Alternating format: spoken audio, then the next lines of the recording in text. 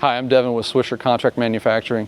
I want to walk you through our fabrication department and show you how a part that starts life as a sheet of steel can become your next finished product.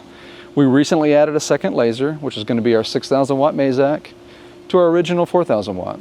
Those two systems combined with our automatic load unload table basically allow us to run 24/7 with minimal attention. Our material capacity is going to be a 1/2 inch for carbon steel, 3/8 inch for stainless steel, in addition to the ability to cut galvanized sheet. Galvanized sheet's a great option for companies that are looking for custom ventilation systems or equipment enclosures. Once the part is cut on the laser in its flat configuration, most of them are going to move on to forming where the bends are going to be applied.